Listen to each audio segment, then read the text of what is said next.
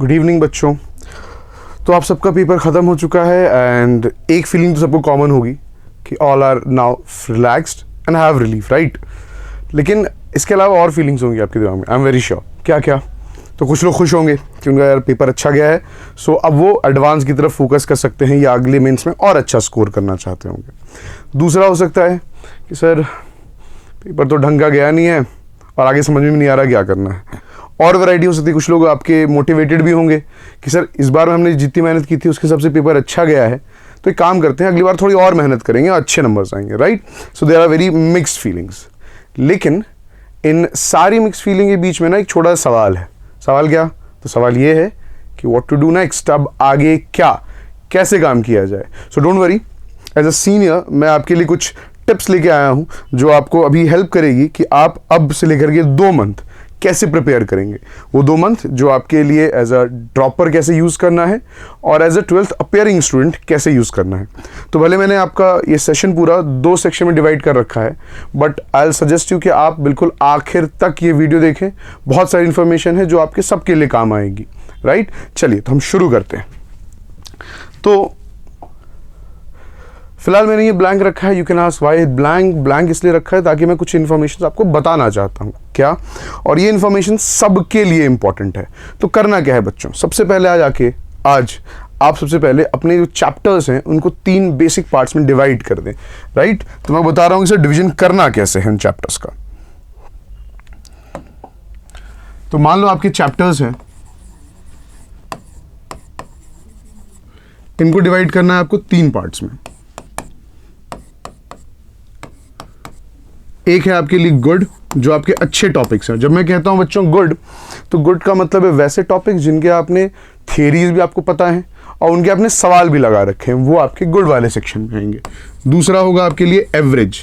Average कौन से topics हैं? वैसे जिनकी या तो थियरीज आपने पढ़ी हैं बट सवाल प्रैक्टिस नहीं किए हैं, या आपको सवाल में उतना कॉन्फिडेंस नहीं आ रहा बनाने में कि हाँ ये चैप्टर मेरी ग्रिप में है, वैसे चैप्टर्स होंगे आपके एवरेज। और लास्ट में आएगा आपका वीक पार्ट, कि वो चैप्टर्स जिनके आपने ना रिविजन थियरी पढ़ी है तो वो चैप्टर आपको याद नहीं है, जिनके सवाल आपसे बनते नहीं हैं, वो सारे वीक पे आएंगे। तो करना क्या अगर आपका चैप्टर गुड है तो? अगर आपका चैप्टर गुड है तो आपको पहला काम करना है और सबसे इंपॉर्टेंट कि आपको सवाल लगाने हैं, सॉल्व क्वेश्चंस, देन PYQs लगाने हैं आपको। ये दोनों काम करने। और अगर आपका चैप्टर मान लो एवरेज है कि सर मेरे से थियरी तो मैंने पढ़ रखी है बट सवाल बनाने में कॉन्फिडेंस नहीं आ रहा है या सवाल अपन बना नहीं पा रहे हैं, तो उसके लिए क्या करना है? सबसे पहले आप रिवाइज करेंगे। रिवाइज, और कौन सी चीज़ रिवाइज? नोट्स रिवाइज करेंगे। बच्चों आज के वक्त नोट्स आपका सबसे बड़ा फ्रेंड है। क्यों? इतनी सारी इंफॉर्मेशन बहुत ही कम पेजेस में और कंसाइज लिखी है, और ये बहुत अच्छा होगा अगर आप इसके शॉर्ट नोट्स भी बना रहे हो। हम उसके बारे में बात करेंगे, शॉर्ट नोट्स का क्या करना है, राइट। तो पहला काम आप रिवाइज नोट्स करें। दूसरा काम आप सवाल लगाएं। सवाल लगाना बहुत इंपॉर्टेंट है बच्चे। चैप्टर आप कितनी बार पढ़ लोगे, कॉन्फिडेंस तब आएगा जबकि सवाल लगना शुरू होंगे, क्वेश्चंस बनना शुरू होंगे। तो फोकस फिलहाल अपना सवालों पर रखें, वैरायटी सवाल पे रखें। तो आपको क्वेश्चन सॉल्व करने हैं। इसके अलावा क्या करना है? सर PYQs लगाने हैं, इंपॉर्टेंट। PYQs सबके लगाने हैं। रिवाइज, जो लोग वीक कर रहे हैं, जिनके चैप्टर्स वीक है बच्चे, तो उनको रिवाइज से काम नहीं होगा, आपको सीखना पड़ेगा, लर्न करना पड़ेगा। और लर्न करने में सबसे इंपॉर्टेंट पार्ट क्या? सबसे पहला फॉर्मूला लर्न कर लो। फॉर्मूला क्यों कह रहा हूँ? फॉर्मूला बच्चे इसलिए कह रहा हूँ कि इस बार जो पेपर्स हुए हैं खास करके फिजिक्स में और केमिस्ट्री में, तो बहुत सारे चैप्टर्स ऐसे देखे गए जिनमें से फॉर्मूला बेस्ड सवाल पूछ लिया गया है। तो अब पूरे चैप्टर की नॉलेज नहीं है, आपको फॉर्मूला पता है और उनमें वेरिएबल्स का मतलब पता है कि ये वेरिएबल्स हैं, तो आप काफ़ी ज़्यादा सवाल सॉल्व कर पाओगे। So first is your formula, क्या फॉर्मूला बना लें। इसके बाद आप लर्न करें, सीखें जो चीज़ आपकी वीक है। कहाँ से? तो अगेन सर नोट से ही आपको सीखना है। और तीसरा काम आपको सिर्फ लगा लेना है PYQs, राइट। PYQs बन जाते हैं, फिर सवाल लगाएंगे। अब देखो बच्चों, आपके लिए इस पैराग्राफ में, इन 3 सेक्टर्स में, हर अलग बच्चे के लिए अलग अलग चैप्टर्स आएंगे। किसी के यहाँ पर बहुत ज़्यादा चैप्टर्स आएंगे, किसी के यहाँ बहुत ज़्यादा चैप्टर्स आएंगे, किसी के यहाँ बहुत ज़्यादा चैप्टर्स आएंगे। तो करना क्या है बच्चे? आपको सबसे पहले इसको गुड को बेटर बनाना है, एवरेज को गुड बनाना है, और ये दोनों करने के बाद आप वीक को अबव एवरेज या एवरेज बना सकते हो, राइट। तो आपको सिलेबस तो सारा कवर करना है, कोशिश करनी है जितनी आप कर सको, और अपनी स्ट्रेंथ को स्ट्रेंथ मेंटेन रखना है। जो आपका एवरेज उसे और अच्छा करना है, और जो वीक है उसे एवरेज या अबव एवरेज करने की कोशिश करनी है। फाइन, तो ये सबके लिए था। चलिए हम स्टार्ट करते हैं कि what to do specifically for those students who are appearing in board exams this year, right. तो यू कैन सी दैट कि अब क्या है सर, वैसे बच्चे जो 12th में अपीयर हो रहे हैं वो क्या करें, उनका काम क्या है। बच्चों मैंने स्टेप्स आपके लिए लिख रखे हैं, ये स्टेप्स इसी ऑर्डर में आपको यूज करने हैं। मतलब पहले ये चेक बॉक्स टिक हो गया, देन आप इस पे जाएंगे, देन आप आगे बढ़ेंगे, राइट। तो मैं एक एक करके आपके सामने एक्सप्लेन कर देता हूं कि what is required right now. सबसे पहला काम, अपने बोर्ड का सिलेबस कवर करें बच्चों। आपको लग रहा होगा सर मेरे पास 12th भी है, जेई मेंस भी है, तो मैं ध्यान कैसे दूं। बहुत सिंपल है बच्चे, अगर आपके 12th का सिलेबस कवर नहीं हुआ है, जो बोर्ड में आना है, बहुत सारे चैप्टर ओमिटेड भी हैं, आपको पता होगा। सबसे पहले उन चैप्टर्स को करना है जो आपके बोर्ड में आ रहे हैं, और हर दिन कम से कम 2 से 3 घंटे आपको बोर्ड की प्रिपरेशन करनी है। बोर्ड के लिए सवाल लिखने का तरीका आपको आना चाहिए और सवाल बनाने हैं। इसके अलावा क्या करना है, इसके अलावा ये करना है कि ये जो चैप्टर्स आ रहे हैं बोर्ड के, इनके नोट्स पढ़ लेने हैं और इनके PYQ सॉल्व कर लेने हैं। अगर आपकी ग्रिप इन पे अच्छी है तो आप अच्छे सवाल भी लगा सकते हैं, राइट, अकॉर्डिंग टू आपकी कैसी ग्रिप है। लेकिन सबसे पहला काम ये करना होगा।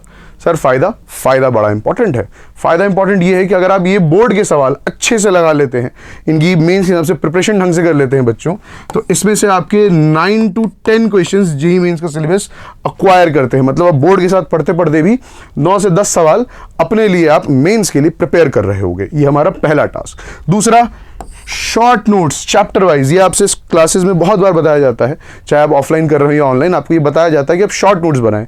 फायदा क्या है, मैं आपको फायदा बताता हूँ। तो जैसे मान लो एक चैप्टर है केमिस्ट्री का, थर्मोडायनेमिक्स, उसके नोट्स कोई भी पढ़ाए, कम से कम 100 से 150 के आसपास पेजेस के नोट्स बनते हैं। अब आप सोचो कि एग्जाम में 3 दिन बाकी है और आप थर्मोडायनेमिक्स रिवाइज करने बैठते हो, क्या होगा आपके साथ। You will take minimum 4 to 5 hours to revise the whole pages, right. Pages तो पलटोगे आप, उतना आपको टाइम लगेगा। बट अगर आपने तो शॉर्ट नोट्स बना लिए, शॉर्ट नोट होते क्या है आप सब जानते हैं, नहीं जानते मैं वो बता भी दे रहा हूँ। शॉर्ट नोट्स में वैसी चीज़ें जो फॉर्मूले हैं, वैसी चीज़ें जो आपको याद नहीं रहेंगी, और वैसी चीज़ें जो इंपॉर्टेंट पॉइंट्स हैं, इनको आप ऐड करते जाओ। कितने में होगा, तो अगर आपका 150 पेज चैप्टर है तो शॉर्ट नोट्स में 10-12 पेजेस में कन्वर्ट हो जाएगा। तो सोचो बच्चे, अब आप 4 घंटे नोट्स पढ़ने को दोगे, और अगर आपके पास 10 से 15 पेजेस हैं उसमें, तो आप वो काम 1 घंटे में कर सकते हो। सीधा 1/4 आपके लिए हो रहा है। So that's a very productive thing to do, specially exam के टाइम पे। अगर आपने नहीं किया है तो आप स्टार्ट करो। स्टार्ट कहाँ से करें, वेस्ट चैप्टर्स जो बोर्ड के हैं उनके शॉर्ट नोट्स बनाएं, राइट। तीसरा है कि आपके स्कोरिंग टॉपिक्स हैं जो फोकस करने लायक हैं। बच्चे, स्कोरिंग टॉपिक का मतलब होता है वैसे टॉपिक्स जो कंपैरेटिवली इजी हैं और आप उससे नंबर्स आसानी से उठा सकते हो, राइट, वो हमें स्कोरिंग टॉपिक्स कह रहे हैं। तो आइए, मैंने आपके लिए फिजिक्स, केमिस्ट्री और मैथ्स तीनों में स्कोरिंग टॉपिक्स आपके लिए कर रखे हैं ताकि आप जल्दी और ज़्यादा नंबर अचीव कर सको। तो चलिए हम चलते हैं अपनी दूसरी स्लाइड की तरफ। हमारी दूसरी स्लाइड है स्कोरिंग टॉपिक्स ऑफ केमिस्ट्री। जी हाँ, केमिस्ट्री, फिजिक्स, मैथ तीनों के चैप्टर्स अलग अलग होंगे। आपके लिए सबसे पहले डील कर रहे हैं हम कि वैसे टॉपिक्स जो केमिस्ट्री के सेंस में इंपॉर्टेंट हैं। कौन कौन से, तो आपको स्क्रीन पे दिख रहा होगा कि आपके लिए इंपॉर्टेंट है सबसे पहले पॉलीमर्स। क्यों? Polymers, chemistry under life, environmental chemistry और सरफेस केमिस्ट्री, ये 4 चैप्टर ऐसे हैं जो कि एनसीईआरटी से ही पूछे जाते हैं। एनसीईआरटी के आसपास की थ्योरी या एनसीईआरटी के लाइन पे सवाल कर देता है। तो करना क्या है, इन चैप्टर्स को आराम से पढ़ लो एनसीईआरटी से, हाथ में अपने मार्कर, पेन या पेंसिल रखना और इंपॉर्टेंट पॉइंट्स को नोट डाउन करना, या फिर आप अपने बुक्स में ही, एनसीईआरटी में ही टिक कर सकते हो कि भाई ये चीज़ें मेरे लिए इंपॉर्टेंट है। उसके बाद सर उसके बाद जब भी एग्जाम आए या जब भी आप पेपर देने जाओ, उनको एक बार रिवाइज कर लेना है। तो अगर आप ऐसे रिवाइज करते हो तो इनमें से आपको दिख रहे होंगे 1, 2, 3, 4, कम से कम 4 सवाल, और एक बायोमॉलिक्यूल जो कि है तो बोर्ड का सिलेबस बट उससे भी एनसीईआरटी से पूछा जाता है। तो अगर आप बायोमॉलिक्यूल बोर्ड के लिए भी ढंग से प्रिपेयर करते हैं तो आपका जेईई मींस ऑटोमेटिक कवर होता है, राइट। इसके अलावा एक सॉलिड स्टेट चैप्टर है सर, क्लास 12 का पहला चैप्टर है फिजिकल का, और बहुत आसान सा चैप्टर है। डेंसिटी का एक फॉर्मूला है, उसको घुमा फिर आगे पूछ लेते हैं लोग, डिफेक्ट्स पे बात कर लेते हैं, और रेडियस और बॉन्ड पैरामीटर और रेडियस रेशियो का सवाल पूछ लेते हैं। इतना ही बेसिक उसका टॉपिक है। तो इजी है, इंपॉर्टेंट है, किया जा सकता है। आखिर में आती है बच्चे इनऑर्गेनिक, स्पेशल मेंशन है। क्यों स्पेशल मेंशन? बस इसलिए है बच्चे कि अगर आपको इनऑर्गेनिक आती है तो आप 2 मिनट के अंदर 7 से 8 सवाल बना लोगे। That is something around 32 to 28 marks, है ना। तो 2 मिनट के अंदर अगर आप इतने नंबर उठा ले रहे हो तो आपको फिजिक्स के लिए, आपको मैथ्स के लिए ज़्यादा वक्त बचता है। और इनमें इंपॉर्टेंट क्या है कि आपको रिवीजन चाहिए, हर दिन रिवीजन चाहिए। तो ऐसा करना कि अगर आप मान लो 6 घंटे की सिटिंग है बच्चे आपकी, तो आप हर दिन 2 घंटे इनऑर्गेनिक और ऑर्गेनिक को कलेक्टिवली दे दें। फायदा, इनऑर्गेनिक रिवाइज होती रहेगी और ऑर्गेनिक आपके बोर्ड का सिलेबस है, आपको पता है सर। मेजरली सिलेबस एग्जाम में जो जी मीन्स में सवाल भी आते हैं वो भी उसी सेक्शन से आते हैं 12 से, तब वो प्रिपेयर हो जाएगा। इनऑर्गेनिक में अगर ब्लॉक केमिस्ट्री और कोऑर्डिनेशन केमिस्ट्री चैप्टर बोर्ड में भी है, अगर आप रिवाइज कर लेते हो तो आपके अच्छे पैरामीटर्स में सवाल बनते हैं, राइट। तो आपको दिख रहा होगा हमने वहां 10 सवालों को कहा था कि बोर्ड प्रिपेयर करने पे 10 सवाल तुम्हारे बनेंगे। यहां पर कितने हो रहे हैं सर? तो आपको कम से कम 6 से 7 सवाल तो दिख रहे होंगे कि भाई यहां से उठाए जा सकते हैं मिनिमम। दैट मीन्स हमारा प्लान है कि आप ये सिलेबस सिर्फ कर लें, अपना बोर्ड कर लें और केमिस्ट्री में ये कर लें, तो आपके 60 से 70 नंबर तो कहीं नहीं जा रहे हैं, इतना आप अचीव कर सकते हो, राइट। चलिए अब हम बढ़ते हैं फिजिक्स की तरफ। तो हमारा सॉरी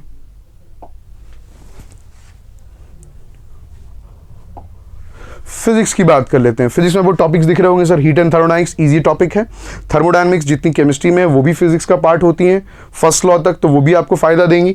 2 से 3 सवाल हर बार पूछे जाते हैं, 2 से 3, और इजी नंबर्स हैं आपके लिए, नंबर है कि आप इनको पिक कर सके। 2 to 3 क्वेश्चंस।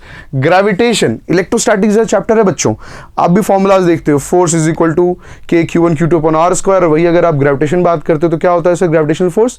हाँ, G into M1 M2 upon R square, right. तो वैसे मिलते जुलते फॉर्मूले होते हैं, सिंपल सी थ्योरी होती है। 11 का बड़ा प्यारा सा बेसिक सा चैप्टर है, एक सवाल आता है, नंबर आपको देखिए जाएगा। सेमीकंडक्टर्स, स्पेशली इसके अंदर लॉजिक गेट्स, एक सवाल हमेशा आता है और आपको नंबर देगा। कुछ खास भी नहीं करना, एनसीईआरटी पढ़ लेनी, लॉजिक गेट समझ लेने हैं, थोड़े बहुत नोट्स देख लेने हैं, आपका काम डन हो जाएगा। यूनिट्स एंड डायमेंशन 11 का पहला चैप्टर, जिसको आपने बहुत बार यूज भी किया है, so you understand the topic. एक बार सिर्फ इसके सवाल देख लेने। Errors errors errors errors errors, इस पर भी ध्यान देना है आपको, बहुत बार सवाल एरर से पूछे जाते थे, तो ये आपको कर लेना है। इसके बाद ये 2 स्पेशल मेंशन है बच्चों, स्पेशल मेंशन इसलिए क्योंकि मॉडर्न फिजिक्स तो है आपकी क्लास 12 के बोर्ड का सिलेबस, फिर भी आपने सर लिख रखा है यहाँ पर, तो बच्चे हमने लिखा इसलिए है क्योंकि modern physics again atomic structure से मिलता जुलता चैप्टर है, वो चैप्टर जो आपने क्लास 11 में केमिस्ट्री में सीखा था। फायदा क्या होगा? तो अगर आप एटॉमिक स्ट्रक्चर आपकी ढंग के अपना एटॉमिक स्ट्रक्चर रिवाइज कर लिया है तो मॉडर्न फिजिक्स का बहुत सारा काम आप कर लोगे। इसके अलावा क्या है? तो सर उसके अंदर डिसइंटीग्रेशन है ना, फर्स्ट ऑर्डर का डिसइंटीग्रेशन, केमिकल काइनेटिक्स, तो वो आप कर लोगे तो मॉडर्न फिजिक्स हो जाएंगे। 3 सवाल, कम से कम 3 सवाल आपके बनेंगे। और एनालम काइनेटिक और फ्रिक्शन मैकेनिक्स का पार्ट है सर। और इस बार पेपर जब हमने एनालाइज किया, ऑब्जर्व किया, तो हमने देखा कि इस पार्ट से, आखिरी के पार्ट से 2 सवाल आते हैं, सवाल इससे कंपैरेटिवली आसान आए हैं। तो अगर आपको थोड़ी बहुत भी एनालिम की नॉलेज है, फ्रिक्शन समझ में आता है, काइनेमेटिक्स 1 डायमेंशन 2 डायमेंशन प्रोजेक्टाइल समझ में आता है, तो आप यहाँ सवाल कर लोगे। यहाँ भी मेरी जो कैलकुलेशन है वो लगभग 8 सवालों की है, तो लगभग 10 + 8 around 18 questions, right. Then after let's go towards maths. Maths में क्या है हमारा, दिख रहा होगा आपको सर। तो मैथ्स में है आपके पास mathematical reasoning, static mathematical reasoning, छोटा सा चैप्टर है, मेंस का ही सिलेबस है, एडवांस में तो आता भी नहीं है, एक सवाल आएगा आपके मेंस में, नंबर देके जाएगा। स्टैटिक्स ये आपको ट्रबल नहीं करेगा बच्चों, राइट। ये आपको जो टॉपिक है वो ट्रबल नहीं करेगा। कैलकुलेशन है इसमें स्टैटिक्स में, वी अंडरस्टैंड कि कैलकुलेशन तो है, लेकिन ट्रबल नहीं करेगा, छोटा सा कैलकुलेशन देगा आपको, नंबर 4 देके जाएगा, इसलिए इंपॉर्टेंट है। दूसरा सीक्वेंस सीरीज 11 का चैप्टर सर, आपको याद भी हो, AP GP HP, arithmetic progression, जो आपने क्लास 9-10 में सीखा था if I am not wrong, तो आपने वो सीख रखा है। ये आपका चैप्टर इजी सवाल आते हैं, आप इसको बना सकते हैं। क्वाड्रेटिक इक्वेशन पता है आपको कि सवाल बनाने लायक इसमें से आते हैं। अगर आप ये तीनों चैप्टर कर लेते हो, मतलब 2 और ये 1, लगभग 4 से 5 सवालों का आपने काम कर लिया है, तभी आप यहां जाना। पहले ये 3, देन ऑर्डर में है सर। तो कोऑर्डिनेट ज्योमेट्री से 5 से 6 सवाल आते हैं। हाँ, कुछ बच्चों को ट्रबल आती है कि सर इक्लिप्स, पैराबोला टाइप के जो चैप्टर्स हैं वो परेशान करते हैं, तो डोंट वरी, अब ये 3 चैप्टर पहले करना। कौन से? सबसे पहले स्ट्रेट लाइन, फिर सर्कल और फिर पैराबोला। ये तीनों चैप्टर कंपैरेटिवली आसान है, हाइपरबोला और इक्लिप्स है। तो अगर आप ये तीनों कर लेते हैं, आपके 2 से 3 सवाल बन जाएंगे। हमारा कैलकुलेशन अगेन पहुंच जाएगा 7 to 8 पे। तो इसमें भी हमारे हो गए कितने? 18 क्वेश्चंस। तो हमारा टारगेट आप देख रहे हो, हम 18 सवाल फिजिक्स के भी, मैथ्स की भी और केमिस्ट्री की, कम से कम इतना तो आप जरूर करके जाना, ये मिनिमम है बच्चों, इतना आप करके जा सकते हो। इसके अलावा कि भाई जिसके सर हमारा प्रिपरेशन काफ़ी अच्छा है, हमने 80% से ज़्यादा प्रिपेयर कर लिया, या फिर इस बार जो आपके जेईई मेंस हो रहे हैं, फर्स्ट टाइम का रिजल्ट आएगा, आंसर की आएगा, अगर आपको दिखता है कि आप 94 परसेंटाइल के ऊपर हैं तो आप क्या करेंगे? तो बच्चों, मैंने 94 परसेंटाइल के ऊपर या 80% सिलेबस कवर करने के ऊपर सबको अपने ड्रॉपर्स पे बांध रखा है। तो इसके बाद जो आपका पार्ट आना है वो ड्रॉपर्स के लिए, बट आपके लिए भी इक्वली यूजफुल है, तो सुनते रहिए मेरी बात। अब ड्रॉपर्स या तो वैसे बच्चे जिनका 80% सिलेबस कवर कर चुके हैं। 80% सिलेबस कवर करने का मतलब कि उनका प्रिपरेशन भी है उन 80% सवालों पे, आपने थियरी भी पढ़ रखी है और आपने सवाल भी बना रखे हैं, राइट। तो 80% से जिसका ज़्यादा सिलेबस कवर है वो बेसिकली इस सेक्शन में आएंगे। करना क्या है बच्चों, खास करके droppers, keep calm and don't panic.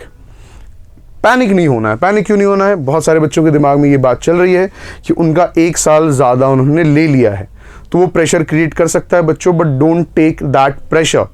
थोड़ा सा दिमाग शांत रखेंगे, फोकस करेंगे और इस मेंटालिटी के साथ बैठेंगे कि अगर मेरा नहीं हो रहा तो किसी का नहीं हो रहा। और ये मेंटालिटी बहुत ज़रूरी है बच्चे। आप पढ़ाई करो, आप कोई गेम खेलो या आप अपने लाइफ के किसी प्रोफेशन हो बच्चे, एक चीज़ आपकी ज़रूरी है, एक्चुअली 2 चीज़ें ज़रूरी हैं। पहला, हार्डवर्क, कि काम करना पड़ेगा। ये सारी चीज़ें मैं आपको बता रहा हूँ ना, ये एट द एंड यूजलेस हैं, वेस्ट हैं अगर आप हार्डवर्क नहीं करते, क्योंकि हार्डवर्क ही आपको आपका रिजल्ट ला के देगा। हम सिर्फ चीज़ें बता सकते हैं, हम बता भी रहे हैं बच्चे, बट करना एट द एंड आपको है। और दूसरा, अपनी मेंटालिटी, इसका फ़र्क होता है बच्चे। अगर आपका टेम्परामेंट सही है, आप सही टेम्परामेंट में सही स्टेट पे एग्जाम दे रहे हो, तो रिजल्ट्स बाय डिफ़ॉल्ट एक्सपेक्टेड से अच्छे आते हैं, राइट। तो मेंटालिटी क्या रखनी है कि अगर यहाँ पर मेरा नहीं हो रहा एग्जाम में तो किसी का नहीं होने वाला। No one going to have a seat if I am not going to have it, right. तो इतनी स्ट्रांग मेंटालिटी से आपको काम करना पड़ेगा। दूसरा इंपॉर्टेंट बच्चे, 2 मंथ है आपके पास, और अब ये बोल सकते हो कि सर 12th में आपने ये शो नहीं किया, यहाँ शो कर रहे हो। शो इसलिए कर रहा हूँ बच्चे क्योंकि 12th वालों को बोर्ड में अपीयर होना है, आपने वो काम नहीं करना। तो आपके पास पूरे 2 मंथ बचते हैं जिसमें आप प्रिपरेशन कर सकते हैं। इसमें करना क्या है आपको? तो सबसे इंपॉर्टेंट बात कि अपना सिलेबस कंप्लीट करो। कंप्लीट इन द सेंस, जो मैंने आपको गुड एवरेज वीक बताया था, कोई भी चैप्टर आपसे छूटना नहीं चाहिए। कम से कम फॉर्मूले तो उसके आपको कंफर्म याद होने चाहिए, राइट। और उसके अलावा तो आपके लिए ज़रूरी है कि आप पेपर्स, प्रीवियस अटेम्प्ट के पेपर्स, बच्चों बार बार कहा जाता है आपसे कि आप PYQs लगाएं। आज आपका JEE मेंस का टर्म फर्स्ट खत्म हुआ है, आप तो कोशिश करें कि फर्स्ट टाइम के भी जितने सवाल थे पेपर वाइज मोड में, अलग अलग सेग्रीगेटेड नहीं बच्चे, पेपर वाइज मोड में आपको एग्जाम दे, वो आपको कॉन्फिडेंस देगा, राइट। देन आफ्टर और क्या तरीके हैं सर आपके पास? आपके पास हैं और तरीके क्या? तो अगर किसी बच्चे का 94 परसेंटाइल, राइट, कितना बोलो 94 परसेंटाइल या फिर 80% सिलेबस ज़्यादा कवर्ड है, तो अपनी मेंस तो प्रिपेयर करे ही करे, बट उसके साथ उसका फोकस एडवांस पेपर के लिए भी होना चाहिए, राइट। तो जो आप PYQs लगा रहे हैं वो कुछ मेंस के भी लगाइए, कुछ एडवांस के भी लगाओ, और एडवांस के लगाओ आप क्वेश्चंस। बुक्स हैं आपके पास, मटेरियल्स हैं, DPP हम भी भेजेंगे आपको, तो वो सारे सवाल आपको लगाने हैं। वो आपको ज़्यादा वैरायटी के क्वेश्चंस देगा, और बहुत सारे सवाल एग्जैक्टली नहीं लगाने हैं, वैरायटी के सवाल लगाने हैं, अलग अलग वैरायटी के।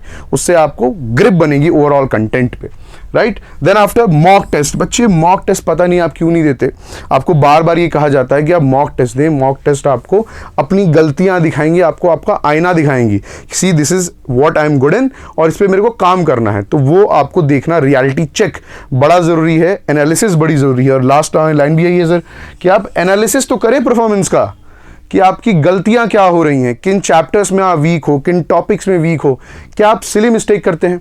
अच्छा, बहुत बच्चों को सिली मिस्टेक का मतलब ही नहीं पता, मैं आपके लिए थोड़ा क्लियर कर देता हूं कि ये सिली मिस्टेक का मतलब क्या है। सिली मिस्टेक का मतलब है कि या तो आप सवाल गलत पढ़ रहे हैं, या तो आप डेटा गलत पुट कर रहे हैं, या फिर आप कैलकुलेशन गलत कर रहे हैं। ये तीनों चीज़ें सिली मिस्टेक में आती हैं।